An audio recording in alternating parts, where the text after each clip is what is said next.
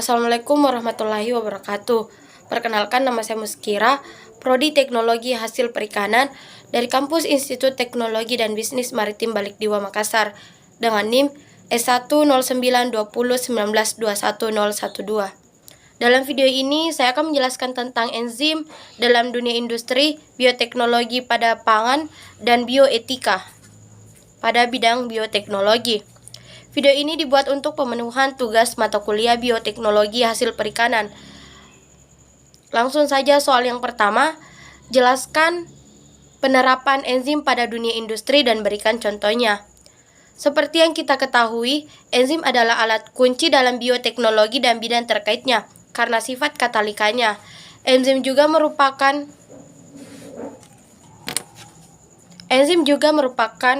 biokatalisator yang dihasilkan oleh sel-sel hidup baik dari sel hewani maupun sel nabati.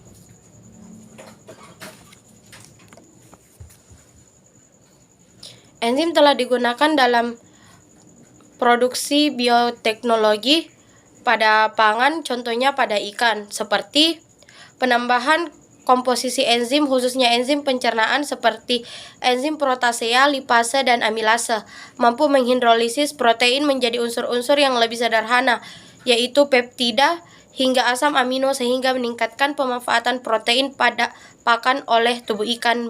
Soal nomor 2 yaitu jelaskan tentang penerapan bioteknologi dalam bidang pangan dan contohnya. Seperti yang kita ketahui, penerapan bioteknologi di bidang pangan sudah lama dilakukan oleh manusia. Dalam bidang pangan, bioteknologi digunakan untuk mengubah atau meningkatkan nilai tambah bahan pangan. Dalam proses pengubahan atau peningkatan nilai tambah tersebut, umumnya terjadi proses fermentasi. Proses fermentasi yaitu gumpalan kehidupan mikroskopis yang dapat berkembang biak di dalam larutan gula. Contohnya pada tempe. Seperti yang kita ketahui, tempe merupakan produk fermentasi. Tempe merupakan proses fermentasi jamur yang dihasilkan oleh jamur Rhizopus oryzae. Soal nomor 3 itu jelaskan apa itu etika bioteknologi dan berikan contohnya. Pada bioteknologi modern, seperti yang kita ketahui, kehidupan modern kita tidak dapat dipisahkan dari bioteknologi, karena bioteknologi mempengaruhi seluruh kehidupan kita dan telah mengubah segala sesuatu yang kita jumpai dalam hidup, apa yang kita makan sehari-hari, dan sebagian besar obat untuk menyembuhkan penyakit kita adalah produk bioteknologi. Pesatnya perkembangan bioteknologi di era modern menimbulkan berbagai masalah etika.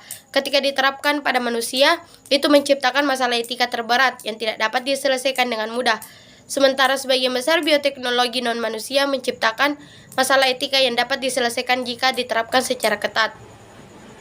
Etika dalam dunia bioteknologi dapat diterapkan dengan berbagai pedoman-pedoman dan kesesuaian-kesesuaian yang harus dilakukan.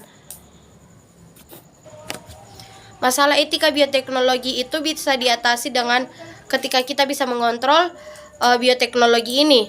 Apakah ahli bioteknologi sendiri yang mengontrolnya atau pihak lain? Mana yang akan diperoleh dan mana yang akan dilarang? Salah satu manfaat terbesar dari bioteknologi bagi manusia dalam bidang kesehatan. Aplikasi bioteknologi juga terjadi pada penemuan-penemuan obat-obatan yang semakin efektif untuk menyembuhkan penyakit dalam apa yang disebut sebagai genomic medicine. Aplikasi bioteknologi bagi kesehatan manusia pada umumnya kalau bersifat kuratif, menyembuhkan atau reparatif, memperbaiki atau memulihkan sesuai dengan aslinya. Tidak banyak masalah etisnya, sebab setiap manusia ingin hidup sehat dan hanya dalam derajat kesehatan tertentu, maka manusia bisa mengaktualkan diri secara maksimal. Masalah sangat berbeda kalau bioteknologi ini dibuat dalam kerangka alternation atau mengubah kodrat manusia. Katak bisa diubah sehingga badannya transparan dan kita bisa melihat apa yang terjadi di dalam.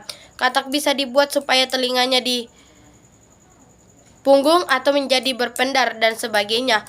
Kalau teknik yang sama diterapkan kepada manusia, hal ini dapat mengubah kodrat manusia yang telah diciptakan ditetapkan oleh Allah Subhanahu wa taala. Jadi kesimpulannya,